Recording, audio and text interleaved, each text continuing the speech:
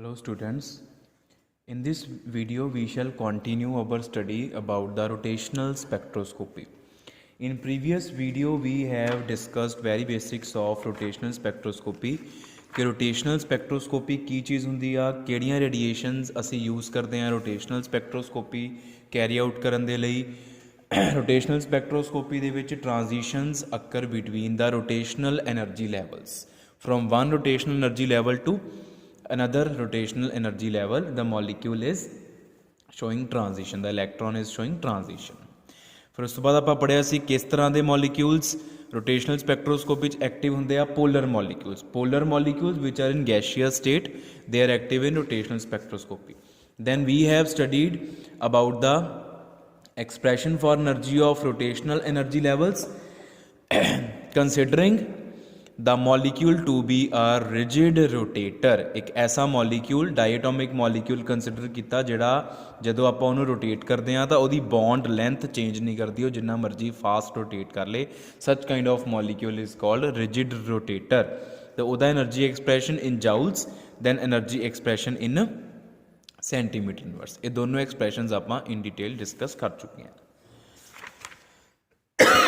उस तो बाद बेटा आपां डिफरेंट रोटेशनल एनर्जी लैवल्स की एनर्जी फाइंड आउट की सी इन्हां एक्सप्रैशनस नूं यूज़ करके in joules as well as in centimetre inverse. आ जाउल्स दे विच एनर्जी कड्ढी सी आपां सेंटीमीटर इनवर्स दे विच कड्ढी सी. जदों आपां सेंटीमीटर इनवर्स दे विच एनर्जी दा एक्सप्रैशन लिखते हैं तो इत्थे आपां एक कॉन्सटेंट बी लैके आने हैं. That B is what, that B is called rotational constant and it is equal to h upon 8 pi square I C. ये आपां प्रीवियस वीडियो दे विच डिस्कस कर चुके. This is rotational constant. ठीक है, तो उस तो बाद फिर आप एनर्जी के एक्सप्रैशन लिखन तो बाद ये देखा सीगा कि जोड़े रोटेशनल एनर्जी लैवल्स आ उन्हां दा एनर्जी गैप कॉन्टीन्यूअसली इनक्रीज कर रहा as the value of J is increasing. You can check the gap. यदि एनर्जी 0, यदि energy 2b, the gap is 2b. Next 2b 6b, gap is 4b. Next 6b 12b, gap is 6b, gap is 8b. तो gap increase करता जा रहा.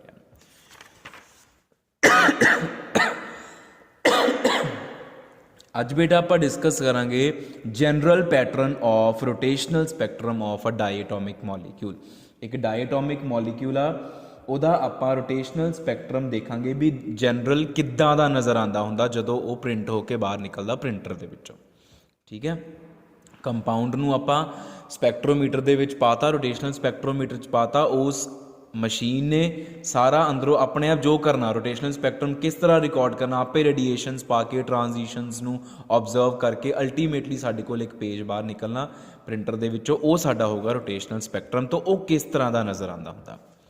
तो बेटा energy of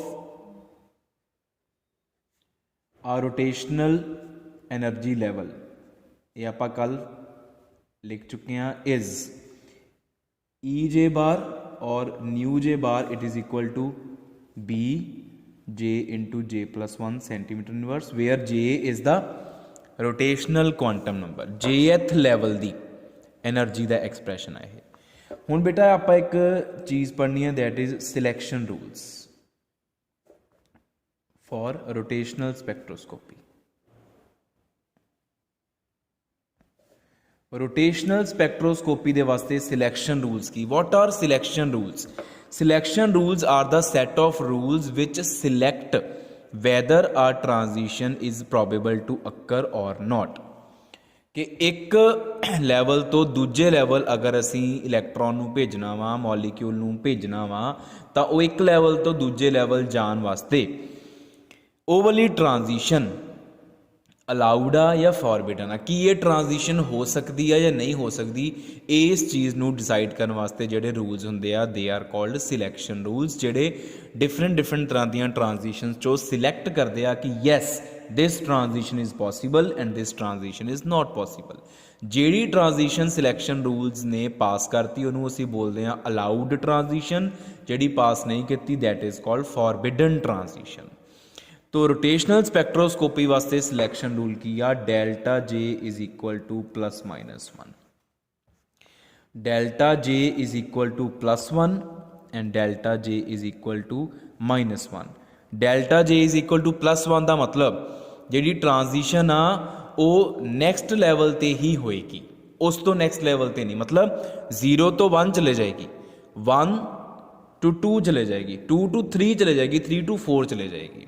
ਜੇ ਤੁਸੀਂ ਕਹੋ 0 to 2 ਚਲੇ ਜਾਏਗੀ, that is not possible, because selection rule ਕਹਿੰਦੇ ਆ ਕਿ ਡੈਲਟਾ ਜੇ ਲੈਵਲਸ ਦੇ ਕੁਆਂਟਮ ਨੰਬਰ ਜਿਹੜੇ ਰੋਟੇਸ਼ਨਲ ਲੈਵਲਸ ਦੇ ਕੁਆਂਟਮ ਨੰਬਰ 'ਚ ਡਿਫਰੈਂਸ ਸਿਰਫ 1 ਦਾ ਹੋਣਾ ਚਾਹੀਦਾ ਬਸ, ਚਾਹੇ ਪੋਜ਼ੀਟਿਵ 1 ਚਾਹੇ ਨੈਗੇਟਿਵ 1।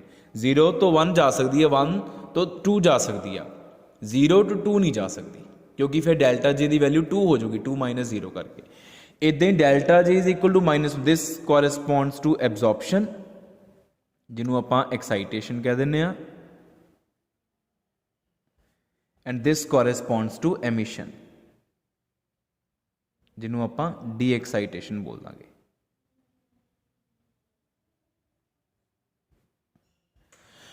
ठीक है जी। तो 1 तो वापस 0 ते आ जाएगी, 0 - 1 इज इक्वल टू -1, 2 to 1 आ जाएगी, 3 to 2 आ जाएगी, 4 to 3 आ जाएगी, 4 to 2 नहीं आएगी, 3 to 1 नहीं आएगी, 2 to 0 नहीं आएगी, क्योंकि उधर ना फिर डेल्टा जे की वैल्यू -2 हो जाएगी। तो these are for the allowed transitions, and delta J is equal to +-2, +-3, +-4 and so on. All of them are forbidden transitions.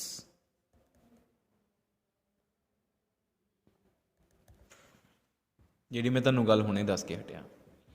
And ਇਹਨਾਂ ਦੋਨਾਂ ਦੇ ਵਿੱਚੋਂ ਵੀ ਯੂਜੂਅਲੀ ਡੀਲ ਵਿਦ ਡੈਲਟਾ ਜੇ ਇਜ਼ ਇਕੁਅਲ ਟੂ +1 ਓਨਲੀ, ਕਿਉਂਕਿ ਆਪਾਂ ਸਟਾਰਟਿੰਗ ਤੇ ਕਿਹਾ ਸੀ ਵੀ ਆਪਾਂ ਐਬਜ਼ੌਰਪਸ਼ਨ ਸਪੈਕਟ੍ਰੋਸਕੋਪੀ ਪੜ੍ਹਦੇ ਹਾਂ, ਆਪਾਂ ਐਮਿਸ਼ਨ ਸਪੈਕਟ੍ਰੋਸਕੋਪੀ ਨਹੀਂ ਪੜ੍ਹਦੇ, ਘੱਟ ਪੜ੍ਹਦੇ ਹਾਂ। तो अकॉर्डिंग टू एब्जॉर्प्शन स्पैक्ट्रोस्कोपी आप एब्जॉर्प्शन नाल ही डील करांगे। तो एब्जॉर्प्शन मतलब from lower state to higher state jumping of the electron और द मॉलिक्यूल। तो इस करके डेल्टा जे की वैल्यू +1 आएगी।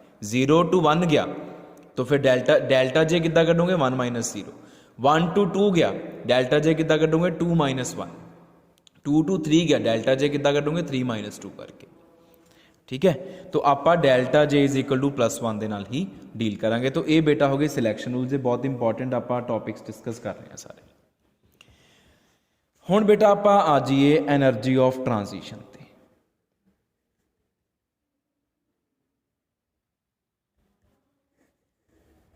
How do we calculate energy of transition?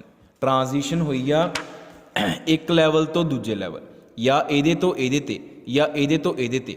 ਆਪਾਂ ਕਿੱਦਾਂ ਇਹ એનર્ਜੀ ਕੱਢ ਸਕਦੇ ਹਾਂ? ਮੰਨ ਲਓ ਇੱਕ ਇਲੈਕਟ੍ਰੋਨ ਨੇ J = 2 ਤੋਂ J = 3 ਜਾਣਾ ਵਾ, ਤਾਂ ਉਹਨੂੰ ਕਿੰਨੀ એનર્ਜੀ ਚਾਹੀਦੀ ਆ? ਉਹਨੂੰ ਇੰਨੀ એનર્ਜੀ ਚਾਹੀਦੀ ਆ, ਇਸ ਗੈਪ ਜਿੰਨੀ એનર્ਜੀ ਚਾਹੀਦੀ ਆ। ਤਾਂ ਇਹ ਗੈਪ ਕਿੱਦਾਂ ਕੱਢ ਸਕਦੇ ਹੋ? ਇਹਦੀ એનર્ਜੀ ਮਾਈਨਸ ਇਹਦੀ એનર્ਜੀ। ਮੰਨ ਲਓ ਐਕਸਾਈਟੇਸ਼ਨ ਹੋਈ ਆ ਫਰੋਮ J = 3 to J = 4, ਉਸ ਟ੍ਰਾਂਜੀਸ਼ਨ ਦੀ એનર્ਜੀ ਕਿੱਦਾਂ ਕੱਢ ਸਕਦੇ ਹੋ? J = 4 ਦੀ એનર્ਜੀ ਮਾਈਨਸ J = 3 ਦੀ એનર્ਜੀ। तो एनर्जी ऑफ ट्रांजिशन किद्दां कर सकते हैं? Assume the transition is from jth level to J dash level, jth level तो J डैश लेवल ते हो रही है। तो फिर how do we calculate delta EJ bar? jth level की energy EJ dash bar minus J level की energy EJ dash. समझ रहे हो गल नूं? हायर दी एनर्जी माइनस लोअर दी एनर्जी। लोअर क्लासिस तो पढ़ते आ रहे energy of transition delta E इदां निकलती है, उपर वाले की एनर्जी माइनस लोअर वाले की एनर्जी। तो ट्रांजिशन हुई है J तो J डैश, तो J डैश की एनर्जी माइनस J की एनर्जी, वो हो जाएगी energy of the transition. Any energy he gain करके मॉलिक्यूल, आ देखो 0 to 1 गया वा, कितनी एनर्जी गेन करके गया? फर्स्ट की एनर्जी माइनस 0 की एनर्जी। तो आप पहला जनरल लिख लिया कि J डैश की एनर्जी माइनस J की एनर्जी। हुण J डैश की एनर्जी किद्दां लिखांगे? आ लिखा हुआ expression B J dash into J dash +1 minus B J into J +1। तो B निकल गया कॉमन, अंदर की रह गया J dash into J dash +1 minus J into J +1। ठीक है जी। हुणे डेल्टा ई कट रहे हैं आप। हुण तुसीं इत्थे भी लिख सकते हो जे टू जे डैश, इदां भी लिख सकते हो। ये डेल्टा ई जिहड़ी आ एनर्जी ऑफ ट्रांजिशन वो किहड़े लैवल तो किहड़े लैवल दी आ, जे तो जे डैश दी आ। Now according to selection rules, selection rule की कहंदे आ, सिलैक्शन रूल्स कहंदे आ भी delta J is equal to +1। Delta J दो लैवल्स डिफरेंस सिर्फ 1 का होवे, which implies J dash minus J is equal to 1। आही मतलब आ लोअर लैवल ते अपर लैवल दे जिहड़ी जे आ उहदा डिफरेंस 1 होवे, लोअर लैवल जे उपर वाला जे डैश मन के हटिया। तो this implies J dash is equal to J +1, J उधर चला गया तो therefore delta E J to J dash उन्होंने आप लिख सकते हैं delta E J to J +1, क्योंकि जे डैश किदे बराबर आ गया, जे +1 के बराबर आ गया। तो वह किदे बराबर आ गया, इत्थे पुट कर दो, जे डैश नूं जे +1 पुट कर दिए आप इत्थों बी जे डैश नूं जे +1, जे +1 इंटू जे +1 ठीक है जी, माइनस जे इंटू जे +1। हुण इत्थों जे +1 कॉमन आ गया, बी जे +1 बाहर, अंदर की रह गया J +2 minus J, J +1 is J +2 minus J, J +1 तो बाहर आ गया, तो जे नाल जे कट्टिया गया, की आ गया 2b जे +1। तो ये किहदी एनर्जी है, this is delta E J to J +1 centimetre inverse. लो जी आ गई energy of the transition, energy of the transition. केड़ी transition, J to J +1। This is the energy of transition taking place from Jth level to J plus first level. क्योंकि selection rule कहते कि इक्को ही गैप होना, there should be the gap of only one energy level, एक तो अगले ते जंप कर सकता। सिलैक्शन रूल सानू ये कहा वा कि एक तो नैक्सट ते जंप कर सकता वा, एक तो नैक्सट छड्ड के अगले ते जंपिंग नहीं हो सकती, वो forbidden transition, that is the forbidden. आप अलाउड वाले चो एब्जॉर्प्शन वाली की गल करनी है। तो आ गई एनर्जी ऑफ द ट्रांजिशन। हुण ये जनरल एक्सप्रैशन आ गया। हुण एनर्जी ऑफ वेरीअस ट्रांजिशन,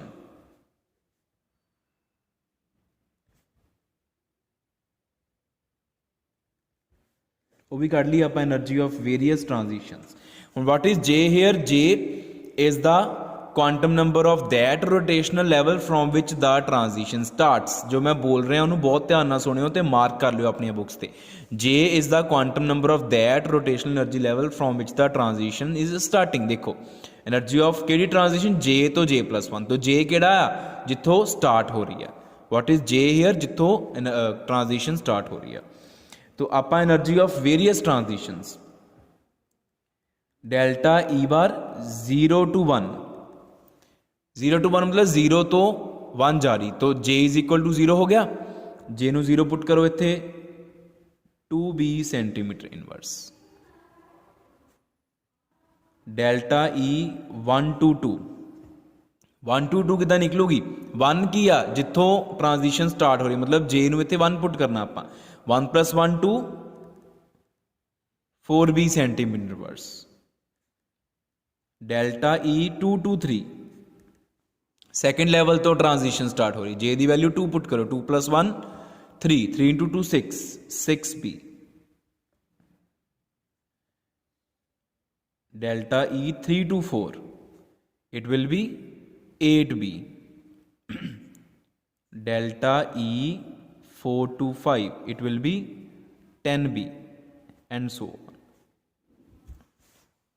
तो एक यह energy of various transitions taking place from first rotational level J is equal to 0, second rotational level J is equal to 1, third rotational level J is equal to 2, fourth rotational level J is equal to 3 and so on. जानी just next ते ही है, delta J is equal to +1 is the selection rule. तो मतलब आ देखो, अगर transition एदे तो एदे ते हुई आ तो कितनी एनर्जी लगी, 2b ਤੁਸੀਂ ਇੱਥੋਂ ਵੀ ਕੈਲਕੂਲੇਟ ਕਰ ਸਕਦੇ ਹੋ। ਇਹਦੇ ਤੋਂ ਇਹਦੇ ਤੇ ਟ੍ਰਾਂਜੀਸ਼ਨ 2b ਮਾਈਨਸ 0 એનર્ਜੀ ਲੱਗੀ। ਫਿਰ ਟ੍ਰਾਂਜੀਸ਼ਨ ਹੋਈ ਆ ਇਹਦੇ ਤੋਂ ਇਹਦੇ ਤੇ ਕਿੰਨੀ એનર્ਜੀ ਲੱਗੀ 6b minus 2b it is 4b। ਫਿਰ ਟ੍ਰਾਂਜੀਸ਼ਨ ਸੈਕਿੰਡ ਤੋਂ मतलब j इज इक्वल टू 2 तो j इज इक्वल टू 3 कितनी एनर्जी लगी 12 minus 6 6b। Second to third वास्ते 6b। Third to fourth j is equal to third j is equal to 3 to j is equal to 4 20 माइनस 12 8b 8b इदां अगली 10b 12b 14b इस तरीके दे नाल। ते हुण जे आपां जनरल पैटर्न ड्रॉ करिए of the rotational spectrum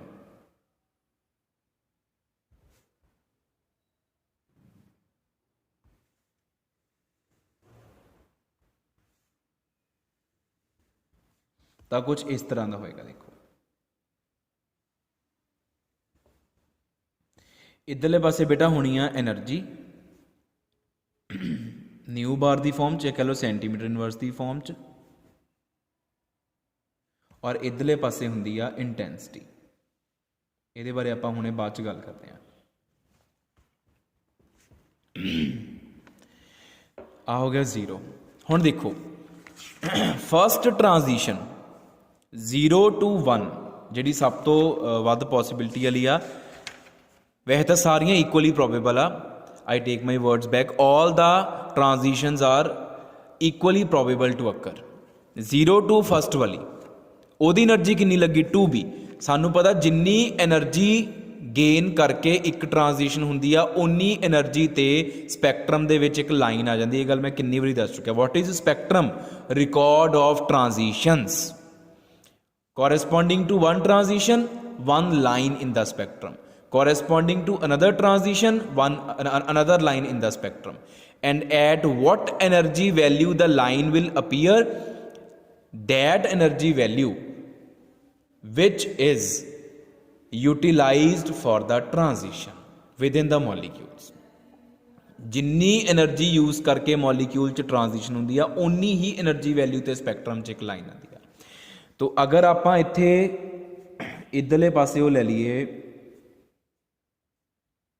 ji division आ, मान लो this is 2b, this is 4b, this is 6b, this is 8b, 10b, 12b, 14b, 16b and so on. इधरले पासे आप डिविजन आ वाली ले ली तो सब तो पहली लाइन आएगी 2b के ऊपर इत्थे। First line will appear at 2b। Next line मतलब नैक्सट ट्रांजिशन हुई आ first j is equal to 1 to j is equal to 2 कितनी एनर्जी यूज करके 4b, तो एक लाइन 4b ते आएगी।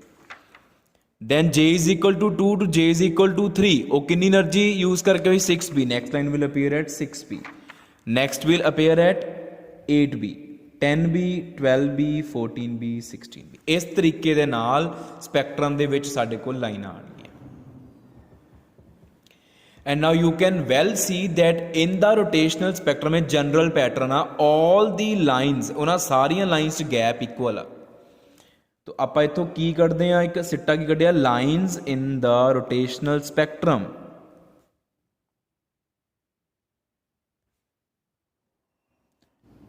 are equispaced and the spacing is 2b। spacing किदे बराबर देख लो 2b दे बराबर 2b 2b 2b 2b 2b। the spacing is 2b which is called उन्हें इस 2b का भी अपना नाम रखा फ्रीक्वेंसी सैपरेशन। याद रखनी चीज़ां ये क्योंकि चो न्यूमेरिकल्स आने हैं सानू। This 2b is called frequency separation. b is rotational constant, 2b is frequency separation. और ये 2b की वैल्यू कित्थों पता लगनी सानू स्पैक्ट्रम चो पता लगनी। जो स्पैक्ट्रम साडे कोल बन के बाहर आ गया असी देखांगे कि आ गैप कितना, व्हाट इज दिस गैप। उस गैप नू आपां 2b दे बराबर मन्निया करांगे। That gap will be 2b, frequency separation बोलते हैं आपां। तो ये जनरल पैटर्न की the lines are equispaced. ठीक है जी। एक चीज़ आपां हुण जनरल पैटर्न दे विच होर ऐड करनी, वो है intensity of the spectral lines. वो हले आपां डिस्कस नहीं किया। ਜਿਹੜੀਆਂ ਸਪੈਕਟਰਮ ਦੇ ਵਿੱਚ ਲਾਈਨਸ ਆਈਆਂ ਵਾ ਉਹਨੂੰ ਆਪਾਂ ਉਹਨਾਂ ਲਾਈਨਸ ਨੂੰ ਆਪਾਂ ਬੋਲਦੇ ਹਾਂ ਸਪੈਕਟਰਲ ਲਾਈਨਸ। ਉਹਨਾਂ ਦੀ ਇੰਟੈਂਸਿਟੀ ਬੇਟਾ ਦੇਖੋ ਕਾਹਦੇ ਉੱਪਰ ਡਿਪੈਂਡ ਕਰਦੀ, ਲਾਈਨ ਦੀ ਇੰਟੈਂਸਿਟੀ ਡਿਪੈਂਡ ਕਰਦੀ ਆ ਕਿ ਇੱਕ ਟਰਾਂਜੀਸ਼ਨ ਕਿੰਨੀ ਵਾਰੀ ਹੋ ਰਹੀ ਆ। ਇੱਕ ਤਾਂ ਡਿਪੈਂਡ ਕਰਦਾ ਹੁੰਦਾ ਕਿ ਟਰਾਂਜੀਸ਼ਨ ਹੋ ਸਕਦੀ ਆ ਕਿ ਨਹੀਂ ਹੋ ਸਕਦੀ। ਜੇ ਟਰਾਂਜੀਸ਼ਨ ਹੋ ਸਕਦੀ ਆ ਤਾਂ ਉਸ ਟਰਾਂਜੀਸ਼ਨ ਵਾਲੀ ਲਾਈਨ ਦੀ ਇੰਟੈਂਸਿਟੀ ਜ਼ਿਆਦਾ ਹੁੰਦੀ ਆ। ਹੁਣ ਇਹ ਸਾਰੀਆਂ ਟਰਾਂਜੀਸ਼ਨਸ ਹੋ ਸਕਦੀਆਂ, all these transitions are equally probable, ਕਿਉਂਕਿ ਸਾਰੀਆਂ ਵਾਸਤੇ ਡੈਲਟਾ ਜੇ 1 ਆ, ਸਿਲੈਕਸ਼ਨ ਰੂਲ ਨੂੰ ਸਾਰੀਆਂ ਪਾਸ ਕਰ ਗਈਆਂ, ਤਾਂ ਉਹਦੇ ਹਿਸਾਬ ਨਾਲ ਸਭ ਦੀ ਇੰਟੈਂਸਿਟੀ ਸੇਮ ਹੋ ਗਈ। ਲੇਕਿਨ ਇੱਕ ਫੈਕਟਰ ਹੋਰ ਹੁੰਦਾ ਇੰਟੈਂਸਿਟੀ ਨੂੰ ਮੈਜਰ ਕਰਨ ਵਾਲਾ, ਉਹ ਇਹ ਹੁੰਦਾ ਕਿ ਜਿਹੜੀ ਟਰਾਂਜੀਸ਼ਨ ਹੋ ਰਹੀ ਆ ਉਹ ਜਿਹੜੇ ਲੈਵਲ ਤੋਂ ਸਟਾਰਟ ਹੋ ਰਹੀ ਆ ਉਹਦੀ ਪੋਪੂਲੇਸ਼ਨ ਕਿੰਨੀ ਆ। ਪੋਪੂਲੇਸ਼ਨ ਦਾ ਮਤਲਬ ਹੁੰਦਾ ਕਿ ਉਸ ਲੈਵਲ ਦੇ ਵਿੱਚ ਮੋਲੀਕਿਊਲਸ ਕਿੰਨੇ ਕੁ ਪਏ ਹੋਏ ਆ, ਕਿੰਨੇ ਕੁ ਮੋਲੀਕਿਊਲਸ ਦੀ ਐਨਰਜੀ ਉਸ ਲੈਵਲ ਦੀ ਐਨਰਜੀ ਦੇ ਬਰਾਬਰ ਆ, ਜਾਂ ਕਿੰਨੇ ਕੁ ਇਲੈਕਟ੍ਰੋਨਸ ਉਸ ਲੈਵਲ ਦੇ ਵਿੱਚ ਪਏ ਹੋਏ ਆ। ਇੱਕ ਪਰਟੀਕੂਲਰ ਐਨਰਜੀ ਲੈਵਲ ਦੇ ਵਿੱਚ ਜਿੰਨੇ ਇਲੈਕਟ੍ਰੋਨਸ ਜ਼ਿਆਦਾ ਹੋਣਗੇ ਉਹਦੇ ਤੋਂ ਸ਼ੁਰੂ ਹੋਣ ਵਾਲੀਆਂ ਟਰਾਂਜੀਸ਼ਨਸ ਉਨੀਆਂ ਜ਼ਿਆਦਾ ਹੋਣਗੀਆਂ। ਹੁਣ ਇੱਕ ਲੈਵਲ ਦੇ ਵਿੱਚ 10 ਇਲੈਕਟ੍ਰੋਨ ਪਏ, ਇੱਕ 'ਚ 20 ਪਏ ਆ, ਡੈਫੀਨੇਟਲੀ ਉਸ ਲੈਵਲ ਤੋਂ 10 ਟਰਾਂਜੀਸ਼ਨਸ ਹੋਣਗੀਆਂ, ਉਸ ਲੈਵਲ ਤੋਂ 20 ਟਰਾਂਜੀਸ਼ਨਸ ਹੋਣਗੀਆਂ। ਤਾਂ ਇੱਕ ਲੈਵਲ ਤੋਂ ਜਿੰਨੀਆਂ ਜ਼ਿਆਦਾ ਟਰਾਂਜੀਸ਼ਨਸ ਹੋਣਗੀਆਂ ਉਹ ਵਾਲੀ ਟਰਾਂਜੀਸ਼ਨ ਦੀ ਇੰਟੈਂਸਿਟੀ ਓਨੀ ਜ਼ਿਆਦਾ ਹੋਈ ਜਾਏਗੀ। ਇੰਟੈਂਸਿਟੀ ਦਾ ਮਤਲਬ ਹੁੰਦਾ ਕਿ ਇੱਕ ਪਰਟੀਕੂਲਰ ਐਨਰਜੀ ਵਾਲੀਆਂ ਕਿੰਨੀਆਂ ਕੁ ਟਰਾਂਜੀਸ਼ਨਸ ਹੋਈਆਂ। And intensity of a spectral line corresponds to the number of transitions of that kind taking place by making use of that particular amount of energy। ਇੱਕ ਐਨਰਜੀ ਨੂੰ ਯੂਜ਼ ਕਰਕੇ, ਇੱਕ energy ਦੇ value ਨੂੰ use ਕਰਕੇ ਕਿੰਨੀਆਂ ਕੁ transitions ਹੋਈਆਂ ਫਰੋਮ 1 ਟੂ ਨੈਕਸਟ ਲੈਵਲ ਜਾਂ ਅਨਦਰ ਲੈਵਲ। ਉਹ ਨੰਬਰ ਆਫ ਟਰਾਂਜੀਸ਼ਨ ਜਿੰਨੀਆਂ ਜ਼ਿਆਦਾ ਹੋਣਗੀਆਂ ਉਸ ਟਰਾਂਜੀਸ਼ਨ ਦੀ ਸਪੈਕਟਰਲ ਲਾਈਨ ਦੀ ਇੰਟੈਂਸਿਟੀ ਓਨੀ ਜ਼ਿਆਦਾ ਹੋਈ। ਜੇ ਮੈਂ ਕਹਾਂ ਕਿ 0 to 1 ਵਾਲੀਆਂ ਜਿਹੜੀਆਂ ਟਰਾਂਜੀਸ਼ਨ ਆ ਉਹ 10 ਹੋਈਆਂ ਅਤੇ 1 to 2 ਵਾਲੀਆਂ 20 ਹੋਈਆਂ, ਤਾਂ 1 to 2 ਵਾਲੀ ਜਿਹੜੀ ਲਾਈਨ ਹੋਏਗੀ ਉਹਦੀ ਇੰਟੈਂਸਿਟੀ ਜ਼ਿਆਦਾ ਹੋਏਗੀ, 0 to 1 ਵਾਲੇ ਦੀ ਇੰਟੈਂਸਿਟੀ ਘੱਟ ਹੋਏਗੀ। ਤਾਂ ਇਹ ਪੋਪੂਲੇਸ਼ਨ 'ਤੇ ਡਿਪੈਂਡ ਕਰਦਾ ਕਿ ਇੱਕ ਲੈਵਲ ਦੀ ਪੋਪੂਲੇਸ਼ਨ ਕਿੰਨੀ ਹੈ। ਇੱਕ ਲੈਵਲ 'ਤੇ ਜਿੰਨੇ ਮੋਲੀਕਿਊਲਸ ਪਏ ਹੋਣਗੇ ਡੈਫੀਨੇਟਲੀ ਓਨੀਆਂ ਵੱਧ ਟਰਾਂਜੀਸ਼ਨ ਉਸ ਲੈਵਲ ਤੋਂ ਹੋਣਗੀਆਂ, ਅਤੇ ਫਿਰ ਉਹਨਾਂ ਟਰਾਂਜੀਸ਼ਨਸ ਨੇ ਮਿਲ ਕੇ ਸਪੈਕਟਰਲ ਲਾਈਨ ਦੀ ਇੰਟੈਂਸਿਟੀ ਨੂੰ ਬਹੁਤ ਇਨਕਰੀਜ਼ ਕਰ ਦੇਣਾ ਹੁੰਦਾ।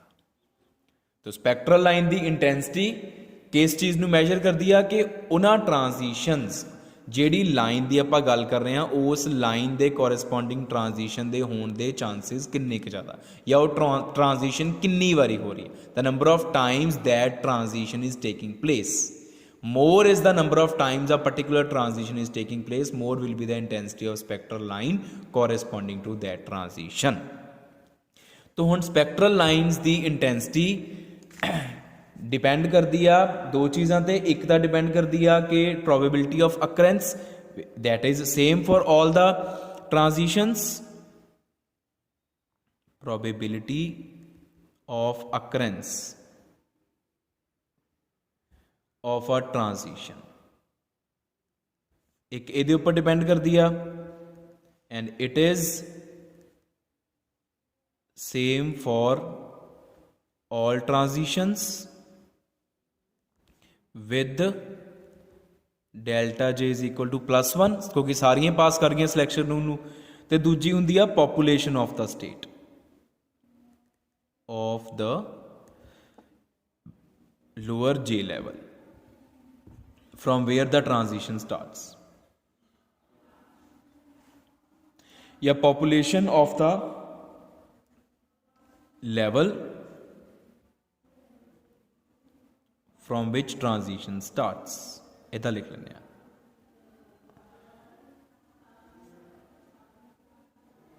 जिथों ट्रांजिशन स्टार्ट हो रही है ਉਹਦੀ पॉपुलेशन ਤੇ ਵੀ डिपेंड करती है। ਹੁਣ ਆ ਫੈਕਟਰ ਦਾ ਰੂਲ ਆਊਟ ਹੋ ਗਿਆ ਕਿਉਂਕਿ ਇਸ ਫੈਕਟਰ ਦੇ ਹਿਸਾਬ ਨਾਲ ਸਭ ਦੀ ਇੰਟੈਂਸਿਟੀ ਸੇਮ ਹੋਣੀ ਚਾਹੀਦੀ ਆ, ਪਰ ਇਸ ਫੈਕਟਰ ਦੇ ਹਿਸਾਬ ਨਾਲ ਸਭ ਦੀ ਇੰਟੈਂਸਿਟੀ ਸੇਮ ਨਹੀਂ ਹੋਣੀ ਚਾਹੀਦੀ। ਹੁਣ ਇਹ ਫੈਕਟਰ ਆਪਾਂ ਇਨ ਡਿਟੇਲ ਡਿਸਕਸ ਕਰ ਰਹੇ ਹਾਂ ਪੋਪੂਲੇਸ਼ਨ ਵਾਲਾ। ਬੋਲਟਜ਼ਮੈਨ ਡਿਸਟ੍ਰੀਬਿਊਸ਼ਨ ਲਾਅ ਦੇ accordingly, according to Boltzmann distribution law, population of a level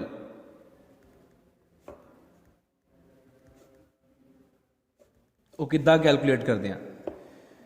population of a जेथ लेवल, ये रैलेटिव पॉपूलेशन होंगी है बेटा N J over N naught. Jth level की population relative to J is equal to 0 की population, जोड़ा first rotational level है, ये रैलेटिव पॉपूलेशन देखते हैं आप। It is equal to e the power minus E J upon के टी। एक्सपोनेंशियल ਇਹਦਾ एक्सप्रैशन है। E J is energy of jth level, ਜਿਹੜੇ जेथ लैवल की ਤੁਸੀਂ पॉपूलेशन देख रहे हो ਉਹਦੀ energy divided by k Boltzmann constant T kelvin temperature. ये होगी पॉपूलेशन एक जेथ लैवल की। हुण ओहो जे लैवल किन्ने पए हुए आ होगी पॉपूलेशन ऑफ अ जेथ लैवल, डीजनरेसी ऑफ अ जेथ लैवल। डीजनरेसी का की मतलब होंदा, एक एनर्जी वाले किन्ने लैवल्स आ, किन्नियां स्टेट्स की एनर्जी सेम आ, that is called degeneracy. Degenerate energy levels are those energy levels which possess same energy. तो एक जे वैल्यू वाले किन्ने साडे कोल एनर्जी लैवल्स पे आ जिन्हां दी एनर्जी सेम होएगी, क्योंकि हर वाइब्रेशनल एनर्जी लैवल दे कोल अलग अलग रोटेशनल होने आ। आपां किसी एक वाइब्रेशनल की गल तो नहीं कर रहे ना, we are talking in general about the rotational energy levels. एक वाइब्रेशनल लैवल का जे इज इक्वल टू 1 होएगा, अगले वाइब्रेशनल का भी जे इज इक्वल टू 1 होएगा, अगले का भी जे इज इक्वल टू 1 होएगा। तो वो एनर्जी मैच कर सकती है। तो वो डीजनरेसी चैक कर रहे हैं आप कि एक जे लैवल जिहड़ा वा उहदी डीजनरेसी किन्नी आ, या किन्ने रोटेशनल एनर्जी लैवल्स जिन्हां दा जे वैल्यू सेम आ उन्हां दी एनर्जी सेम आ। वो डीजनरेसी किद्दां कढदे आं आपां? Degeneracy of a J level is 2J plus 1. Now, intensity of a spectral line.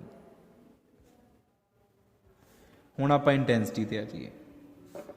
जिहड़ी इंटेंसिटी होएगी बेटा स्पैक्ट्रल लाइन दी, it will be directly proportional to, और डिपेंड करेगी पॉपूलेशन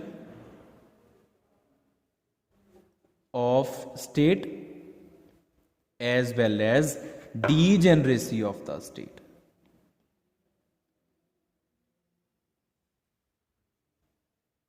दोनों ते डिपेंड करेगी। तो intensity is directly proportional to N J by N nought into 2J plus 1। तो प्रोपोर्शनैलिटी साइन ही चाहे अगे ले जाओ, चाहे इक्वैलिटी साइन लगा लो, one and the same thing, क्योंकि जे ये हटाऊंगा भी तो कोई कांस्टेंट आ जाएगा। 2J plus 1 ई दी power minus E J upon के टी। हुण ई जे इत्थे हैगी एनर्जी इन जाउल्स, पर आपां तां एनर्जी सेंटीमीटर इनवर्स दे विच ही यूज़ कर रहे हैं। तो वो आपां किद्दां कढदे हुंदे सीगे? E J is equal to H C into E J bar, यही आप फॉर्मूला डिराइव किया सी। 2J plus 1 ई दी power minus H C E J bar upon के टी। हुण ई जे बार किहदे बराबर हुंदा?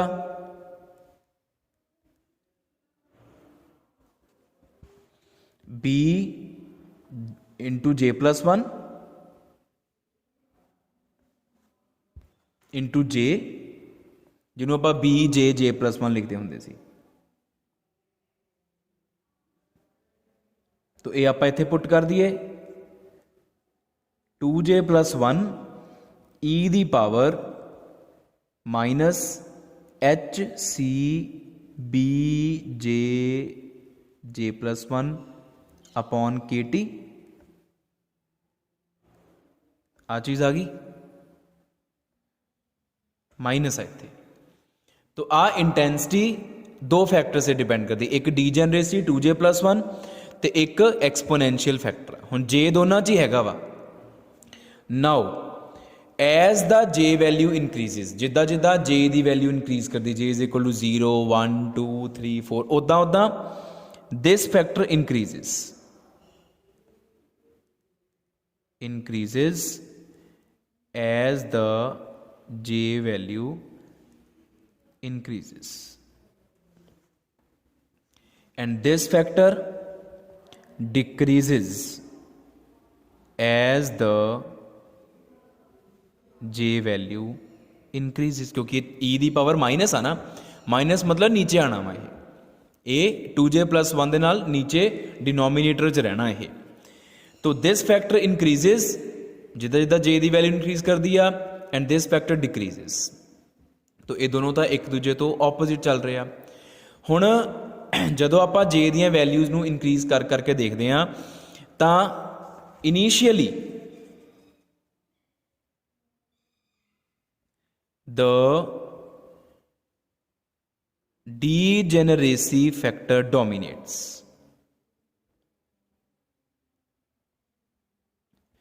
मतलब जिदा जिदा जे की वैल्यू 0 to 1, 1 to 2, 2 to 3 तक जाती है, उदों डीजेनरेसी फैक्टर जिहड़ा वा वो डोमीनेट करता, मतलब इंटेंसिटी अल्टीमेटली इंक्रीज करती है। दिस आ फैक्टर इंक्रीज कर रहा है, डिक्रीज, दोनों की लड़ाई हो रही है, लेकिन स्टार्टिंग तो ये डोमीनेट कर रहा है, मतलब ये जित रहा। ये जितन का मतलब की आ कि intensity will increase. Increase in degeneracy is much more than decrease in this exponential factor. जितन का मतलब आह, but after a certain value of j, the exponential factor